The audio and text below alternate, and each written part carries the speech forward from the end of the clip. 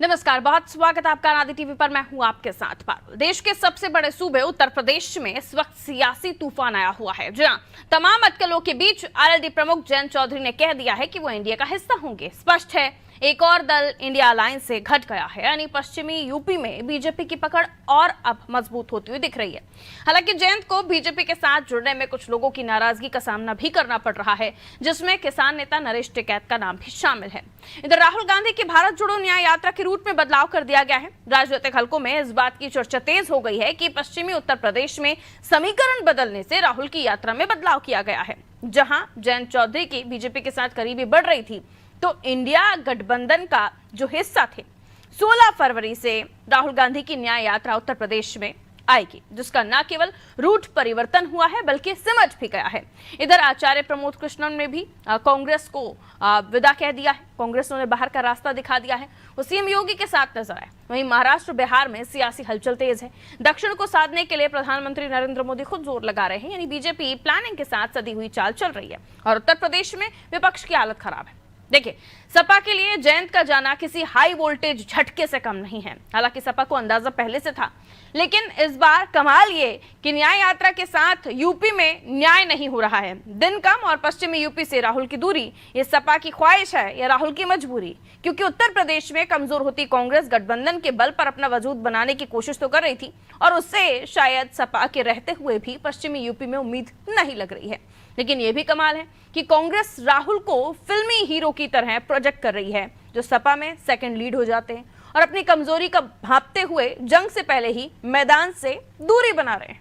तो इसी पर आज हम चर्चा करने की कोशिश करते हैं। कुछ रिएक्शंस आए हैं इस मुद्दे पर, वो सुन लीजिए। मैंने अपने सभी दल के विधायकों से बातचीत की है और बातचीत कार्यकर्ताओं से की है, और उसके बाद ये फैसला लिया। ये फैसले के पीछे ऐसा नहीं है कि कोई बड़ी प्लानिंग रही हो या बहुत समय से हम यही सोचे बैठे हों। बहुत कम समय में, अल्प समय में फैसला हमें लेना पड़ा, परिस्थितियों के कारण लेना पड़ा, और हमारे कुछ अच्छे हैं देश के लिए, अपने लोगों के लिए, कि हम कुछ अच्छा करना चाहते हैं। कि कांग्रेस की न्याय यात्रा के उत्तर प्रदेश में घटते हुए दिन ये बताने के लिए पर्याप्त हैं कि जैसे पूरे देश में कांग्रेस सिमट रही है, वैसे ही यात्रा के दिन भी सिमटना बताता है कि उत्तर प्रदेश में कांग्रेस का बचा खुचा जनाधार भी समाप्त हो रहा है। आचार्य प्रमोद कृष्णन की जहां तक बात है, आचार्य प्रमोद कृष्णन ने काफी दिन से लगातार कांग्रेस पार्टी के प्रति अपना रुख ऐसा अपनाया, लगातार अनुशासनहीनता करते हुए जा रहे थे। हमेशा कहीं ना कहीं वो भारतीय जनता पार्टी के पिच पर अपनी बैटिंग करते हुए नजर आए। हमारी पार्टी में जो भी अनुशासनहीनता करेगा उसको पार्टी हमेशा ही सस्पेंड करती है, उसको पार्टी से बाहर का रास्ता दिखाती है। अब प्रमोद कृष्णन साहब उल जलूल की बातें कर रहे हैं। मैं तो पूछना चाहता हूं प्रमोद कृष्णन जी से, जब प्रमोद कृष्णन जी को लोकसभा लड़ाया गया तब प्रमोद कृष्णन जी का क्या मत था? ये जो आया राम गया राम वाले नेता होते हैं, ये किसी के नहीं होते हैं। जनता जो है इनको भी जवाब देने के लिए तैयार है। भाजपा जो न्याय यात्रा है उससे घबराई हुई है। वो चाहती है कि किसी भी तरह से ये न्याय यात्रा रोकी जा सके। तो अब उन्होंने बहाना लिया होगा कि बोर्ड एग्जाम है, ये है। न्याय यात्रा का वो समय बदल सकते थे, बोर्ड एग्जाम के बाद कह सकते थे कि भाई 6 घंटे आप न चलाइए, 6 घंटे के बाद न्याय यात्रा चलाइए। ये इससे उन्हें घबराहट है। खासतौर से कांग्रेस और सपा के साथ आने से यूपी में भाजपा घबराई हुई है। वो चाहती है कि किसी तरह से गठबंधन कायदे से न चले। लेकिन मैं ये बताना चाहता हूँ कि समाजवादी पार्टी और कांग्रेस पूरी तरह से एक साथ हैं और उनके बीच सीटों का तालमेल भी हो चुका है। वो जल्दी जनता के बीच में आ जाएगा। चलिए मेहमानों की तरफ रुख करते हैं। कुंवर सिंह निषाद प्रवक्ता हैं कांग्रेस से, हमारे साथ जुड़ रहे हैं। अश्विनी शाही भारतीय जनता पार्टी के स्पोक पर्सन है, आपका स्वागत। जितेंद्र वर्मा सपा प्रवक्ता, आपका भी स्वागत करती हूँ। आलोक त्रिपाठी जी वरिष्ठ पत्रकार हैं, आपका भी बहुत बहुत स्वागत। और सबसे पहले चर्चा की शुरुआत मैं आलोक जी आपसे ही करती हूँ। जाहिर है बहुत पहले से इसके संकेत मिल रहे थे कि जयंत जाएंगे, लेकिन पश्चिमी उत्तर प्रदेश में कांग्रेस जयंत के जाने से पहले ही अपने आप को इतना कमजोर समझ लेगी कि वहां से वो वॉक हो जाएंगे, क्योंकि हम यात्रा का टाइमिंग छोटा कर दिया गया है, सिमट गया है और वो पश्चिमी यूपी भी नहीं जा रहे। ऐसे में सपा तो कमजोर हो ही रही है। दो चीजें, क्या सपा का जयंत का साथ टूटते हुए देखते हुए राहुल गांधी ने ये निर्णय लिया है या कांग्रेस ने ये निर्णय लिया है? और जिस तरीके से भारतीय जनता पार्टी अलग अलग स्टेट्स में अलग अलग लोगों को जोड़ते हुए साथ चल रही है, वजह जो भी हो, लेकिन उस वजह से विपक्षी गठबंधन उतना दमदार दिख रहा है। लोग जा रहे हैं छोड़ के, दल छोड़ रहे हैं, और विपक्षी गठबंधन को लगता है कि वो टक्कर दे रहे हैं। देखिए पारुल जी, 2024 का लोकसभा का चुनाव सभी दलों के लिए बड़ा महत्वपूर्ण है, और यही कारण है कि चाहे सत्तारूढ़ दल भाजपा हो या विपक्ष के इंडिया गठबंधन जो कह लीजिए अभी बिखरा हुआ है वो हो, सभी अपनी अपनी सीटों को लेकर के गाड़ी बिठा रहे हैं। और जिस तरह से नीतीश जी फिर जयंत जी इंडिया गठबंधन से अलग हैं, तो जाहिर सी बात है कि इंडिया गठबंधन कहीं ना कहीं कमजोर हो रहा है। और इस कमजोरी के साथ भी, या कह लीजिए कमजोरी के बाद भी, भारतीय जनता पार्टी कहीं कोई कसर नहीं छोड़ना चाह रही है। उसको मालूम है कि हम बढ़त हैं, लेकिन उसके बाद भी उस बढ़त को और बढ़त बनाए रखने के लिए वो दिन रात जुटी हुई है। और यही कारण है कि चाहे क्षेत्रीय दल हो, चाहे स्थानीय नेता हो, या दूसरे दलों के मजबूत नेता हो, उनको किस तरह से भाजपा के साथ जोड़ा जाए उसमें लगी हुई है। चाहे वो नीतीश जी को रहा हो मामला, चाहे वो जयंत चौधरी का मामला रहा हो। चूंकि पश्चिमी उत्तर प्रदेश एक बहुत बड़ा मजबूत यूपी में है, जिसमें काफी बड़ी संख्या में सीटें हैं लोकसभा की। और जो पिछले चुनाव देखे तो भाजपा को काफी नुकसान हुआ, और वो तभी से लगी हुई थी कि किस तरह से जयंत चौधरी भाजपा के साथ आ जाए। पहले भी काफी समय पहले वार्ता हुई, लेकिन वो सफल नहीं हो पाई, और रालोद और समाजवादी पार्टी का गठबंधन हो गया। लेकिन कुछ ऐसे तालमेल बिगड़े, और उस तालमेल बिगड़ने का फायदा भाजपा ने उठाया, और भाजपा ने ये सब चीजें करके पश्चिम का वोट बैंक है वो भाजपा के साथ जोड़ करके एक वहां पे जो उनकी थोड़ा कमजोरी थी उसको भी मजबूत किया। तो भाजपा हर पूरे देश भर में इस तरह का अभियान चला रही है, चाहे वो पश्चिम बंगाल में उधर रहा हो, चाहे महाराष्ट्र में, चाहे बिहार में, चाहे यूपी में, सभी जगह जो है। चूंकि 2024 के चुनाव में उसने लक्ष्य रखा है 400 को कैसे पूरा करना है। इसके लिए वो इंडिया गठबंधन को हल्का करने के साथ ही अपना कैसे मजबूत होंगे, इसमें लगी हुई है। अश्विनी शाही जी, स्ट्रैटेजी साफ दिख रही है भारतीय जनता पार्टी की, दूसरे को कमजोर करना है, खुद को मजबूत करना है, और उसके लिए कोई भी पैमाना मायने नहीं रखता। क्योंकि जयंत चौधरी, हमने देखा कि उनकी बयानबाजियां सामने आती रही हैं।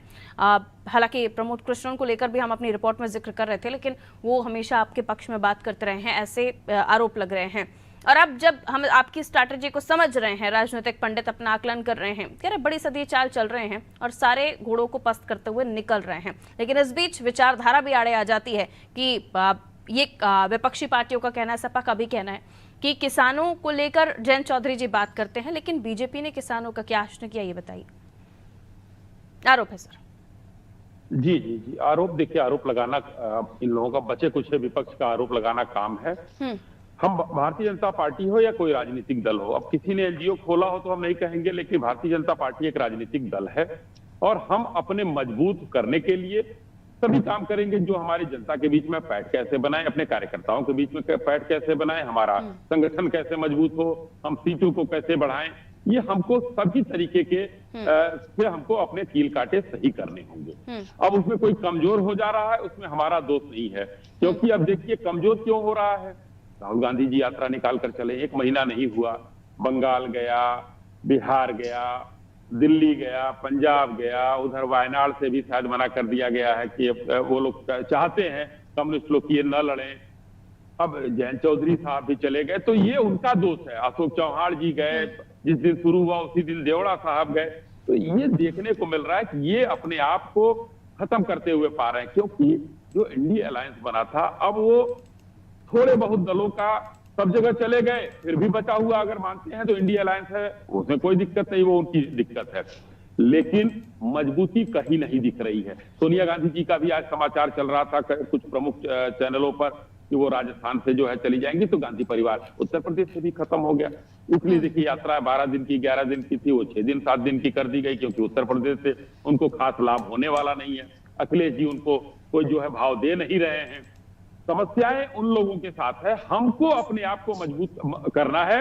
आरोप लगाना उनका काम है, वो लगाते रहें, कोई दिक्कत नहीं। किसानों के लिए हमने क्या किया, नौजवानों के लिए हमने क्या किया, हमने सीमा पर जवानों के लिए क्या किया, हमने आम आदमी के लिए क्या किया, आधी आबादी के लिए क्या किया, ये सब कुछ हम रोज टेलीविजन चैनल पर आकर बताते हैं, लेकिन अब इन ठीक है लोगों सर। को बताने से कोई मतलब नहीं। हम जनता के बीच में ही बताएंगे कि क्या हमने किया है, क्या जनता को दिया है। जी ठीक है, लौट रहे हैं आपके पास। मैं सबसे पहले समाजवादी पार्टी के पास जा रही हूँ, उसके बाद मैं निशाद साहब आपके पास भी आऊंगी। जाहिर है कि जोर का झटका जोर से ही लगा है जितेंद्र साहब, ऐसे कितना भी आप ना नुकुर कर लीजिए, लेकिन जयंत थे तो मैटर तो करते थे आपकी पार्टी में। देखिए, ये किसी भी पॉलिटिकल पार्टी को अपना राइट है वो क्या निर्णय लेती। आज देश में बड़े मुद्दे हैं और चुनाव मुद्दे पर होगा, किसी पार्टी के आने या जाने से चुनाव नहीं। समाजवादी पार्टी पीडीए की रणनीति के तहत आगे बढ़ रही है। इंडिया अलायंस की ताकत इतनी बढ़ गई है कि भारतीय जनता पार्टी के नेता, देश के प्रधानमंत्री नरेंद्र मोदी जी, भारतीय जनता पार्टी इतनी घबराई हुई है कि अब उन्हें लग रहा है कि उनके पैरों के नीचे से जमीन खिसकने वाली। भाई 10 साल में भारतीय जनता पार्टी की सरकार ने तो कोई काम किया नहीं ऐसा कि वो उसकी उपलब्धि बता पाए। 7 साल में उत्तर प्रदेश की सरकार ने तो ऐसा कोई काम किया नहीं। भाई भारतीय जनता पार्टी के लोगों ने किसानों के रास्ते में कीले बिछाई हैं। इनकी 10 साल की सरकार में एनसीआरबी का डाटा है कि 1 लाख से ज्यादा किसानों ने आत्महत्या किया है। इन्हीं एमएसपी ये लागू किए नहीं, किसानों से वादा किए लेकिन एमएसपी लागू किए नहीं, किसानों का कर्ज माफ किए नहीं, किसानों पर दर्ज फर्जी मुकदमे वापस लिए नहीं, 700 किसान जो शहीद हुए उनके परिवारों को मुआवजा दिए नहीं। दल छोड़कर क्यों जा रहे हैं? सुन लीजिए नहीं, किसानों की वो आय वो आप ये जो आरोप लगा रहे हैं, आरोपों पर भी डिबेट्स होती रहती हैं। ये मुझे बताइए, आपको छोड़कर पहले राजभर भी चले गए थे, फिर उन पर भी आरोप लगाया था कि उनका काम तो दल बदलना है। नीतीश जी भी चले गए, फिर आप लोगों ने वही आरोप लगाया। आपकी पार्टी, मैं सवाल पूरा कर लूं ना, अब आपकी पार्टी में जैन जी भी थे, वो भी चले गए, तो ये आपको छोड़ने का जो प्रोग्राम चला है, ये बेला चली है, ये रुक क्यों नहीं रही है? शेर जो है ना, शेर बताते हैं अपने आप को, शेर के पास 38 पार्टी थी, फिर भी शेर बताते थे।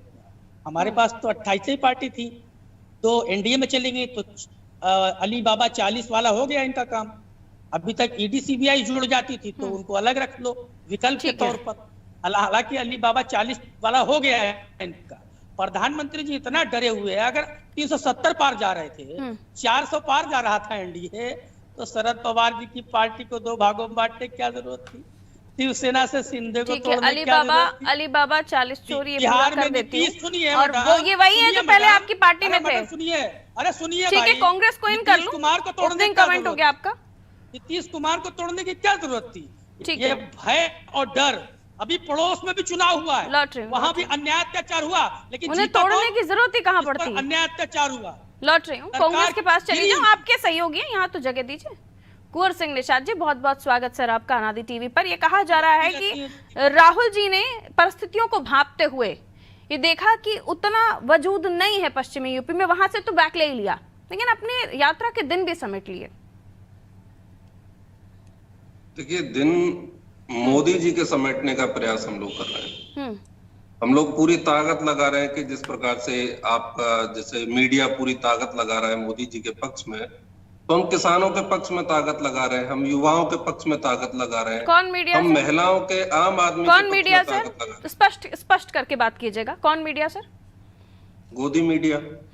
तो वहाँ अब आप तय करिए, आप गोदी तो वहाँ वहीं फिर उनको वहीं तक ही रखिए जहाँ आप बात कर रहे हैं। एटलीस्ट आपको बुलाया है, आपको बुलाया और आप बात कर पा रहे हैं, आपको रिस्पेक्ट दे रही हूँ, आपको बात करने के लिए प्लेटफॉर्म दे रही हूँ, तो कम से कम यहाँ वो बात मत कीजिए ना, अच्छा नहीं लगता, अच्छा नहीं लगता। अब आप आगे अपनी बात कीजिए। मकान पे आपकी डिबेट कितनी होती है आप तय करिए, आप खुद ही तय कर लीजिए। आपको मैं क्या कह रही हूँ, आप इस प्लेटफॉर्म पर बैठकर अपने निष्पक्षता से बात कर पा रहे हैं, मैं आपको टोक नहीं रही हूँ, सिर्फ इसी बात पर टोका था कि जहाँ ये होता हो ना वहाँ बोलिए ये बात, इधर नहीं अच्छा लगता, इधर नहीं अच्छा लगता। आपको बोलने का पूरा मौका दे रही हूँ। हाँ, अब कंप्लीट कर सरकार से नहीं होता, विपक्ष पे अब आप कर लीजिए, अब आप कर लीजिए। बात कुछ करूं या ना करूं? देखा है, अभी बीजेपी की बात बोलते चुप रहती हैं, हम लोगों में से कोई बोलता तो परमानेंट बोलती रहती हैं। क्या डिबेट होगा इससे? बड़ी तकलीफ है सर आपको, आपसे सवाल पूछ लिया जाए तो। नहीं, जयंत छोड़ के चले गए तब तो तकलीफ ना हुई आपको, सवाल मैं पूछूं तो तकलीफ हो जाती है आपको। आपकी बारी है नहीं तब भी आपको बोलना है, आप अपने साथी को तो बोलने नहीं दे रहे, बाकी सब छोड़िए आपकी पार्टी में। ये ना हो कि कांग्रेस भी कहे चलो टाटा बाय बाय, बोलने तक तो दे नहीं रहे आप। ठीक है, म्यूट कीजिए। अपने सहयोगी को तो बोलने दीजिए, रुक जाइए। कहिए कुंवर निशा जी। बीजेपी वाला बोलता है तो टेप तो नहीं बोलती है। आपको तकलीफ है, आप जा सकते हैं जितेंद्र। मैं पूरा करूं विषय, ठीक है निशा जी। टेप लगा लेती हैं बीजेपी वाले के बोलने। आपको तकलीफ है, आप क्विट कर लीजिए, आप जा सकते हैं जितेंद्र जी। आपसे मैं सवाल यहाँ पर बैठी हूँ सवाल पूछने के लिए, नहीं जवाब देना आप जा सकते हैं। अरे ठीक है, अब निशाद जी को बोलने दीजिए। हम बोले म्यूट कीजिए प्लीज, म्यूट कीजिए, टाइम वेस्ट नहीं होना चाहिए हमारा। ठीक है सर, निशाद जी कहिए। देखिए अभी साई जी ने कहा कि साई जी की पार्टी कील और कांटे सही करने का काम कर रही है, और वास्तव में इनके कील और कांटे क्या है? इन्होंने अपनी पार्टी के कील और कांटे निकाल कर किसानों के रास्ते में लगा दिए हैं। ये कह रहे हैं कि विपक्ष के लोग केवल आरोप लगाने का काम करते हैं। मैं आदरणीय शाही जी को बताना चाहूंगा, हम आरोप नहीं लगाते हैं, हम तो आप ही की बातों को हम लोग दोहराने का काम कर रहे हैं। हम तो आप ही से सवाल पूछ रहे हैं। भाई आप ही की पार्टी ने कहा था, आप ही के नेता माननीय नेताजी ने कहा था हम किसानों की आय दुगनी करेंगे 2022 तक। किसानों की आय तो दुगनी हुई नहीं, लेकिन यूरिया और डीएपी दुगना जरूर हुआ, यह किसानों ने देखा। किसानों की लागत दुगनी नहीं 4 गुनी हुई है, किसानों ने देखा। लेकिन किसान एक छोटी सी मांग आपसे करते हैं कि भाई आप कम से कम एमएसपी पे जो कानून बनाने की बात हुई थी उसको पूरा कर दीजिए। तो कहते हैं कि भाई ये विपक्ष के लोग आरोप लगाने का काम करते हैं। आप ही की सरकार ने कहा था कि हम युवाओं को रोजगार देंगे, 2 करोड़ रोजगार प्रतिवर्ष देंगे, लेकिन वास्तविक जो संख्या आई है सरकारी नौकरियों में, केंद्रीय कर्मचारियों में जो 33.5 लाख नौकरियां थी वो घटकर 31 लाख नौकरियां रह गई। ये बताते भाई हम आरोप लगाने का काम क्यों दल छोड़कर जा रहे हैं? प्रमोद कृष्णन जी आपको छोड़कर आपने उनको बाहर का रास्ता दिखा दिया। आपकी पार्टी में जो खुलकर बोलता है, पहले आप बोलते हैं लोकतांत्रिक पार्टी है हमारी, डेमोक्रेसी पार्टी के अंदर फिर कोई बोलता है तो बाहर का रास्ता पड़ेगा। पारुल जी आप बोलती रहेंगे तो मैं कैसे बोल पाऊंगा? मेरा सवाल तो सुनेंगे ना सर। मेरा सवाल है कि आपने अपनी पर्याप्त बात रख लिया, मेरा जवाब सुनने से पहले आप एक और सवाल दागेंगे तो मैं कैसे जवाब दूं? अरे सर मुद्दा आपको बताया गया होगा ना सर, इनवाइट करते वक्त मुद्दा आपको इनवाइट करते वक्त बताया गया होगा।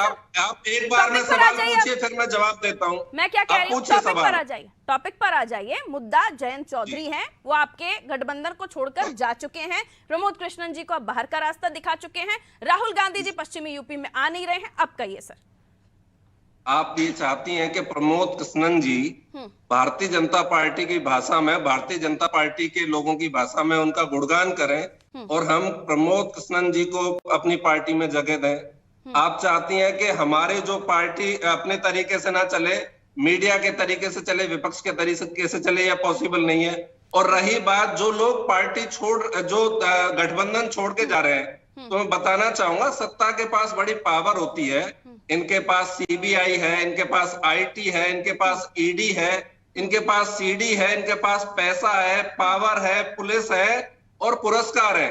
कहीं ना कहीं किसी की कोई ना कोई कमी ढूंढकर ये लोग उसको देकर उसको छीनने का काम करते हैं। मेरे पास सीबीआई, ईडी, आईटी अगर आप 10 दिन के लिए दे दीजिए, जो नहीं आता है उसको ईडी, सीबीआई का हथियार दिखा दें। ठीक है, आप ही का सवाल लेकर जा रही हूँ निशाद जी। वो कांग्रेस के साथ आकर खड़ा हो जाएगा। आप ही का सवाल लेकर जा रही हूँ, लेकिन जब भी आपकी तरफ से कोई भी ऐसे नेता जब बात करते हैं और वो आपकी खिलाफत करते हुए नजर आते हैं तो वहां आप लोकतंत्र पार्टी का कह देते हैं, इसलिए मैंने याद दिलाया था। अब कहिए, अश्विनी शाही जी कील कांटे बिछा रहे हैं, सीबीआई ईडी का सहारा ले रहे हैं और उसके अलावा आपके पास पावर है, इसलिए नेताओं को आप हाईजैक कर ले रहे हैं। कहिए। देखिए मुद्दा जो है, जो भी आप निशाद जी ने उठाया, मैं उसका जवाब देता हूं। ईडी सीबीआई के खिलाफ 18 दलों के लोग सुप्रीम कोर्ट गए। सुप्रीम कोर्ट ने वहां से इन लोगों को स्पष्ट रूप से सुप्रीम तमाचा मारा और कहा कि जाइए, ये संस्थाएं काम कर रही हैं, उसमें हमारा कोई दोष नहीं, संस्थाओं का मामला है। दूसरा, कील कांटा बिछाने की बात हो रही है। लॉ एंड ऑर्डर जो है प्रशासन के हाथ में होता है। प्रशासन के आप पिछली बार देखा आपने किस तरीके से योगेंद्र यादव ने कहा था कि समाजवादी पार्टी के लिए तो हमने पिच तैयार किया, वो खेल नहीं पाए तो हम क्या करें। कितनी वहां पर हत्याएं कराई गई, कितना बलात्कार हुआ, कितना किस तरीके से क्या क्या हुआ, सब कुछ देखते हुए लॉ एंड ऑर्डर का मसला है, उसको कराना हर जगह के प्रशासन का काम है। वो लोग कर रहे हैं, अब वो कैसे कर रहे हैं ये जाने। उसको किसान विरोध से जोड़कर देखते हैं तो कोई बात नहीं है, कोई दिक्कत नहीं है। प्रमोद कृष्णन जी को क्यों निकाला इन्होंने? क्योंकि सनातन की बात करने वाला व्यक्ति, उनकी गलती यही तो थी, उन्होंने कहा राम और राष्ट्र से कोई समझौता नहीं, तो ये तो भाजपा की बात बोलने लगे। यानी कि राम का विरोध कांग्रेस करेगी। और रही बात कांग्रेस की, कांग्रेस जब भी विपक्ष में रही है तब तक टूटी है। नहीं, अभी वो ये भी चाहे पूछ रहे हैं ना, देवराज तो अर्थ लिस्ट हो, बता दीजिए और कितने आपके पास आने वाले हैं। मैं लिस्ट बता रहा हूँ, चाहे देवराज अर्थ हो, जगजीवन राम जी हो, चाहे जो भी ऊपर के तो नेताओं, फिर से सवाल देखिए, आपके ऊपर ये भी उठता है ना कि बड़ी पार्टी का नाम आप अपने आप को तमगा देते हैं और आपको दूसरे नेताओं की आवश्यकता पड़ रही है। मेरा सीधा सवाल है आदरणीय बड़े भाई शाही जी से, सीधा सा सवाल है, क्या प्रधानमंत्री मोदी जी ने किसानों की आय दुगनी करने का वादा किया था या नहीं? जयंत चौधरी क्यों नहीं समझते? वो तो आपको छोड़कर चले जाते हैं। मोदी जी ने उत्तर प्रदेश के किसानों का कर्ज माफ करने की बात कही थी या नहीं कही थी? 2014 अरे प्रभु वापस आइए, किसानों पर डिबेट नहीं है अभी मेरी। ये सियासी तूफान जो उत्तर प्रदेश में आया हुआ है 16 तारीख से पहले, डिबेट उस पर है, मुद्दे पर बात कीजिए प्लीज। आलोक जी, बड़ी पार्टी अपने आप को बीजेपी कहती है, लेकिन नेताओं के लिए स्पेशली एक कमेटी बनाई गई है जो इन कराएगी बाकियों को लेकर जो दूसरे नेता हैं। इसमें हम अगर बात करें गठबंधन की, तो गठबंधन से भी नेताओं का यहां से वहां जाना हो रहा है। गठबंधन कह रहा है हम तब भी मजबूत है, लोग छोड़कर जा रहे हैं। और लोग छोड़कर जा क्यों रहे हैं? आप जयंत चौधरी जब तक सपा में थे तब तक वो बिल्कुल एकदम क्लीन किसान के पक्ष में बात कर रहे थे, उनके हितैषी थे। अब वो दूसरी पार्टी में चले गए तो उन पर आरोप प्रत्यारोपों का ठीकरा फूटना शुरू हो गया है। बहुत बहुत शुक्रिया चर्चा में जुड़ने के लिए। प्रदेश की हम बात कर रहे थे, सियासी तूफान, और तूफान आ चुका है इसलिए भी कहा जा रहा है क्योंकि एक और सेंध लगाने में कामयाब हो गई भारतीय जनता पार्टी। जयंत चौधरी, जिनको लेकर काफी समय से कयास लगाए जा रहे थे कि जयंत क्या शामिल होंगे या नहीं होंगे, सपा की तरफ से वाकई कॉन्फिडेंटली बोला जा रहा था कि जयंत हमारे साथ ही। शिवपाल जी का बयान सामने आ गया था कि वो कहीं नहीं जा रहे, लेकिन उसके बावजूद भी जयंत का जाना ये दिखाता है कि कुछ तो गलत हो रहा है सपा के अंदर। फिर बाद में बयानबाजियां भी आ गई, कहा हमें जो नंबर्स दिए गए थे, यानी 7 सीटों की बात की जा रही थी और 7 सीटों पर सपा चाह रही थी कि उनके ही चेहरे लड़े, इसको भी वो ठीक नहीं मान रहे थे। और ऊपर से फिर तारीफों का जो जिक्र शुरू हुआ भारत रत्न देने के बाद चौधरी चरण सिंह जी को, तो सभी को पता है। लेकिन एक एक करके गठबंधन को छोड़ के दलों का जाना गठबंधन को तो कमजोर कर रहा है, साथ ही विपक्षी अलायंस में जिस तरीके के पहले कॉन्फिडेंशियली दिखाई देते थे नेता, या कॉन्फिडेंस उनमें झलकता था, उतना कॉन्फिडेंस अब दिखाई नहीं दे रहा। क्योंकि अब देखिए बहुत ज्यादा दिन बचे नहीं है, लोकसभा चुनाव कुछ समय बाद आचार संहिता लग जाएगी, लेकिन सीट बंटवारे पर बात ही नहीं हुई है। क्या सपा और कांग्रेस में बात बन जाएगी? ये इतना माहौल होने के भी बात, क्योंकि उत्तर प्रदेश से राहुल गांधी पहले ही दूरी बनाते हुए दिख रहे हैं, दिन कम कर लिए, यूपी पश्चिमी यूपी जा नहीं रहे। इसे समझने के साथ साथ जो विपक्षी पार्टियां हैं उनको ये भी समझना होगा कि वक्त कम है, चुनौतियां ज्यादा हैं, उनसे पार पाएं, ना कि आरोप प्रत्यारोपों में अपना समय खराब करें। दीजिए इजाजत, रखिए अपना ख्याल, नमस्कार।